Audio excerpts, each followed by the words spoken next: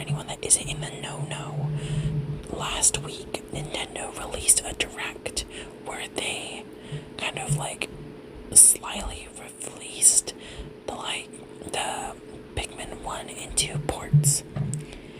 And everyone was just ecstatic because we haven't seen ports of the first and second games since the Wii, which was a long time ago. And everyone was just like really hyped up now because Pikmin 4 is less than a month away, and now like Nintendo opened up such a big, wider audience to Pikmin because of these ports. And I am one of those people, so I have been really intrigued by the Pikmin series. I have played 3 Deluxe. I've never finished it. I've gotten to the last level, but never finished it. And I'm currently working on that too. But when these released, I was so excited because, like, Pikmin 1 and 2 have been kind of out of my range. Like, I could emulate them, but I would have to also buy a controller that I don't have for the money that I also don't have a lot of. So I was like, oh my god, this is my moment to buy these games and see like what the hype is about. And I understand the hype now because like I've watched so many playthroughs of Pikmin 1 and many more playthroughs of Pikmin 2, and I wanted to do a review of the port to the Switch. So I have my notebook right here, but I wanted to first kind of describe what Pikmin 1 is. So Pikmin 1 was a game released to the GameCube, and it is a game where you play as this alien man named Olimar, and you are from the planet Hocotate or Hocotate if you're a purist, and you are on a vacation and a meteor hits your spaceship and you crash land into a planet called PNF 404 that eerily looks like planet Earth. And you crash land on this planet and you realize 30 of your ship parts are missing, and you only have 30 days of air supply before you are able to leave, or you have to you're going to like pass away from the toxic oxygen. And Olimar discovers these plant-like creatures named Pikmin who come from this thing called an onion. And there are 3 Pikmin types: red, who are good fighters and resist fire; blue, who resist going into water; and yellow, which is not electricity, but yellow. They are able to be thrown into higher places and are able to carry bomb rocks. And with these 3 Pikmin in tow, you'll be able to like get all of your ship parts before leaving the planet. And there are 3 like endings. Like, I haven't heard of a lot, like Nintendo games don't have a lot of endings, and especially for like earlier consoles, every game had like kind of like the same ending. But this game kind of like was able to create 3 different endings. The first ending, which is the best ending, which is where you collect all 30 ship parts before 30 days end, and you're able to go back home in one piece. And then the second ending, which is the good ending, which is where you are able to get 25 to 29 ship parts and are able to leave the planet before 30 days end. And the bad ending is where you're able to get only 24 or less parts, and you ultimately don't survive, and your plane crashes, and you are there to like basically die. But now time for the review. So I'm gonna like kind of like go through it as like a faves and hates it style video. So let's talk about some of the things that I like, the things I most enjoyed about the game. And the first thing I really enjoyed about the game, I really enjoyed the environments of the game. Yes, I understand. I've watched a bunch of other reviews about people saying, oh, it's not like a Metroid Prime, like, remaster, but I would consider it more than of a port, like the Wii ports of the game, rather than like a remaster like Metroid Prime, or like the New Moon release. Like, these games are kind of just ports with like tweaks and like maybe some like enhancements, but this isn't like a full-blown like remaster of the original like games. But the environment of Pikmin 1 just kind of feels very nostalgic. It kind of reminds me of a time when I was younger and I would play this game like after Christmas, like after everything is over, and now you're able to play with your new toys and you're able to play this new video game for the GameCube. And I really actually loved the environments. Like, it was really pretty. Like, the water was probably my favorite part, and it was so pretty, and I loved just like all the environments. Yes, some of the like maybe like the floor textures kind of look a little choppy, but I still really enjoyed it. And then my next thing I have on here is it's challenging, but it's still like accessible to a normal person playing a game. So like a lot of games, like some games that can be like challenging, but still like people can keep like, but they're like the games you're able to still like play them and not feel like, oh my god, am I like stupid or something? Like, this game is not like that at all. Like, yes, the game is challenging and there is challenge. The game is not like super duper easy, but the game like still is able to kind of help you along. Like, Olimar has these like notes that kind of help you, like, oh, like, maybe I should try this thing when battling this creature. And it gives you helpful tips, but it doesn't like hold your hand, but it also doesn't like leave you astray to make you do things on your own. It kind of makes you discover things like, oh, I can try this thing, or I can try that thing. And it kind of has good replayability. And that goes on to my next point, the replayability. And that kind of goes hand in hand with like the challenging aspect. So like for me, I didn't have the greatest run through. So I did finish the game. I did 100% it. I collected all 30 ship parts. But I did it in 29 days. I almost wasn't like, I was still able to make it. I was able to get to like at least the good ending before 30 days. But I thought like, oh my god, I'm not gonna be able to get the best ending. But I was able to do that. I was able to beat the final boss. I was able to get all of the ship parts before 30 days. But I was cutting it close. But like, when you finish your game, you look at your stats and stuff. You'd be like, oh, let me write those stats down and let me try to compare it to like, let me play again and let me like see if maybe I can get it maybe like at least like 25 days, or maybe even just a day lower. Is maybe you could try that. And like, you know a lot of stuff now. Maybe you can like, oh, I know how to work. Oh, I know how to deal with this. I learned how to deal with this. Now I can do it. And I feel like Pikmin is one that has some of the best replay value of any franchise that I've played. Like, the only replay value that I really can think of is like Pokemon, really.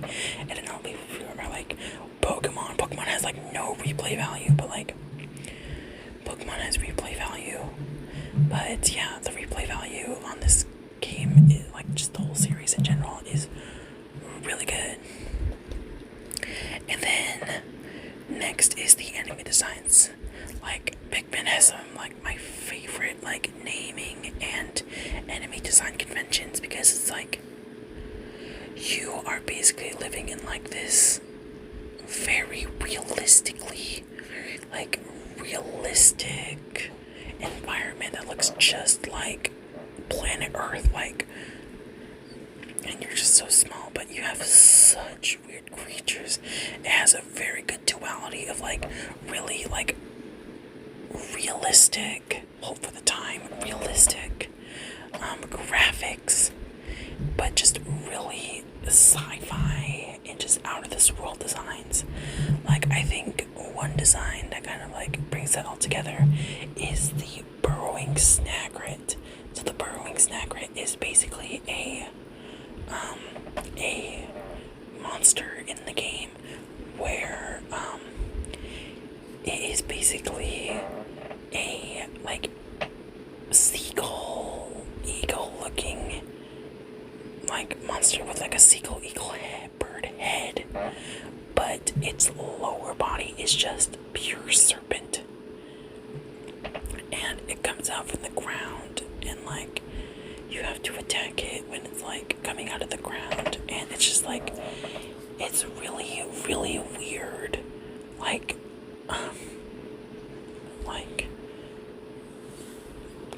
designs and stuff, and maybe like the beady long legs, and a lot of the bulborbs, like the emperor bull blacks, and like the bulborbs and the bull bears.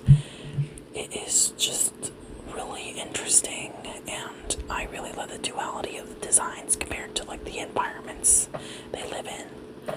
Alright, next one. This the controls. Like, the Switch is probably the console that I've played the most, and I actually really enjoy how the controls work. Like, yeah, maybe some things like the cursor like is kind of annoying because like I'm used to kind of Pikmin 3 where you're able to lock on, but in the first two games you have to rough it. You have to actually aim for where you're like for the things that you want, rather than like just locking on and attacking it. So yeah, that's like another thing, like part of the challenging but not inaccessible. Like, once you understand like, oh, maybe if I toss it like with the cursor right here or right here, then I'll be able to like defeat this enemy easier. And yeah, so now time for the things that I didn't really enjoy about the game. And the first thing is the Pikmin Ai. So I think this Pikmin Ai is probably the most primitive, I would say, and like the least like, it's obviously the first game, and like I've never played Pikmin 1 before, so I don't know if like the GameCube was like much worse, but like the worst thing probably about it is that Pikmin trip a lot in this game, especially like Pikmin have 3 stages: a leaf, a bud, and a flower form. Like, look up at what a Pikmin looks like and you'll know what I'm talking about. And leaf Pikmin in this game are so annoying to deal with, like, because they trip a lot. They are like the most, like, I guess maybe because it's like, oh, it's the juvenile, like the least like experienced fighter, like a rookie, and then you go up and you get like the more powerful fighters, you get the stronger fighters when you become like a flower. But not even the flowers are safe from tripping. I would think maybe like the flowers would be like they wouldn't trip at all, and maybe the buds would be like tripping a little bit, but like every single Pikmin trips, and it's so annoying because I'm trying to get away from like an enemy like a Wollywog or something, and like have my Pikmin trip, and I can't even do anything. Like, I had some points where like I could not even move, and I was losing a whole bunch of Pikmin because I couldn't like get my Pikmin to move fast enough. But yeah, that was probably like, I didn't really, the AI kind of gets a little stupid sometimes. And the next thing is that the game is kind of short, which is kind of disappointing. Like, I think I beat this game while playing it like 3, like maybe like 2 hour intervals. So that's like like, like for a lot of people, maybe like 5 to 8 hours, which sounds like a lot, but for a lot of game titles that like you can put in like hundreds and hundreds of hours, this game, like, you don't get a lot of things to do, especially with a time limit. You don't get a lot of things. You can't really be able to look around and be able to enjoy it. But like the campaign itself is about like 5 to 8 hours long, based on how much time you spend in the game. But yeah, I just like the Pikmin 1 is like the shortest game compared to like Pikmin 2 and 3 that have like the comparison, the time between Pikmin 1 and Pikmin 2 is like astounding. Like, I'm still playing Pikmin, like if you guys want to know like my status on that game, I just finished getting like the debt completed. This is for like, I don't know if you guys like, you don't know what I'm talking about, but like there's a debt you have to complete in Pikmin 2, and I finished that, but I still have a lot more. I still have like a bunch more to do. I have like treasures and like items I still have to collect, and I have a lot. And for people who play Pikmin 2, yes, I still have that dungeon I still have to beat there. For anyone that's played Pikmin 2, you know there is a certain dungeon that everyone is scared to do. But yeah, I still have a lot to do, and I believe I have like 15, like I think I had like 11 hours in that game, and that's like almost double the amount of time that I have for Pikmin like 1, and after, like I went to Pikmin 2 like straight after finishing Pikmin 1, so I have a lot of like knowledge about the game, and also just kind of based on like all the playthroughs that I watched, so I have some strategies. So yeah, that just kind of like, it just kind of sucks. It's like really short, but I get it because like this time limit, so you can't really do a lot in like, you can't really fit a lot in a short time limit. And then like the game is challenging, but it does have its stupid moments. Like Pikmin 1 can like just throw things at you that are just like really, and like how I talked about burrowing snagrets. Like 1 is already kind of like tough enough, but there is an area in the game where it's kind of like a smaller platform. There's three burrowing snagrets in small like area and really close to each other, and it's just like, why did you do that? And I'm like, just like, it's like that meme on TikTok, it's like, you're joking. Like, you're joking. Like 3 burrowing snagrets and like 18 baby like bulborbs, and I'm just like, why would you do that? Why?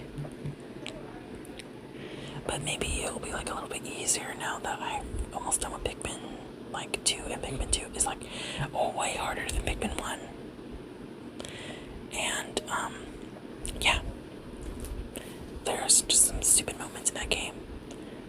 Even like, it's challenging, but sometimes it gets stupid. And then Wollywogs, for anyone that plays Pikmin, you know, they're just so annoying. I lost a lot of Pikmin that way. For anyone that doesn't know Wollywogs, they're basically like a frog-looking creature that like jumps up really high in the air, and like if you're not out of the way like fast enough, it stamps like 20-25 Pikmin all at once, and it just sucks. Alright, now time for my overall thoughts about the game. I actually had a lot of fun. Yeah, sometimes like I would get a little bit frustrated, but I never like rage quit the game to where like, oh, I'm not playing anymore, I don't want to play anymore. Like, maybe I've gotten close, but I've never like fully gotten to the point where I just fully flat out quit the game. Like, I don't think I really ever like did that before. But it's just, is a lot, like, I don't know what I'm saying, but I'm rambling. But yeah, I really enjoyed it. And for anyone that wants to know, the price point is $29.99 for each of the games, and $50 US for the, like, if you want to buy them together. And I kind of want to talk about that too, like the price. I've seen a lot of like mixed reviews of like, oh, the price should have been like free with Pikmin 3, or it should have been like $5 like the Wii, because like you don't even get anything new. But like, I've seen people be like, just emulate the game. You guys don't have to give money to a mega corporation. You can just emulate it. But for a lot of people who are like new, maybe like video games, but aren't like that super into video games, where they're like, oh, I'm gonna like emulate this into all, have like huge setups. Maybe there are some people like, maybe like me, for example. I'm kind of like, I love video games, but I don't have a huge gaming setup. I just have my laptop that I play video games on, and like I have my Switch and stuff like that, so I'm not a crazy gamer. So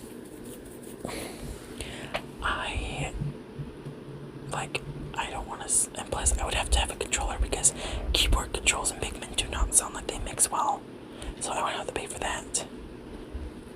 And like, for someone like me, like, I'll emulate stuff, but for people who like don't really, like, you would have to download a bunch of stuff on your computer, and like maybe you're younger and maybe your only computer they have is maybe like a school computer or like your parents' computer. So like, maybe you don't have a lot of options and you only have your Switch. You're like, oh, this cool game got released for the Switch. I want, maybe that's for my birthday or something. And like, they're coming out with a physical release too. And then there are people like, oh, just like buy it like on the Wii and GameCube. And I'm just like, one Pikmin game is probably more expensive than buying both at the same time. And you would also have to buy a GameCube or a Wii and the controllers, because maybe like the GameCube wouldn't come with the controllers to the Wii. Like, I have a Wii, and I don't want to pay like $60, $80 for a Pikmin 1 or Pikmin 2 on the GameCube or on the Wii. So for me, I am really happy that they ported these games to the Switch, because it expands the audience a lot and it creates a whole lot of hype for the game, or the new game that's coming up next month. And I don't think I'm going to be playing it right away. I think I'm going to try to like avoid spoilers, but I'm going to try and not like read anything about the game. But I'm going to try to save up as much money as I can. Maybe close to like winter time I'll buy it, if I'm able to get a job by then. But I don't think I'm going to buy the game right away. But yeah, that is my review of Pikmin 1 for the Switch. Will you guys buy the game, or will you guys just watch other people play it? And also the end off, I think I would give my like an overall score of like an 8 out of 10. It's a really fun game, and the series is a really like, it used to be kind of be like the black sheep of Nintendo, because like not a lot of people knew about it. But I'm happy now that Nintendo is finally giving a lot of love to the Pikmin series, with 3 Deluxe and now 4 coming out in just less than a month. But yeah, thank you guys so much for watching. Make sure to like, comment, and subscribe, and follow the Instagram down in the doobly-doo.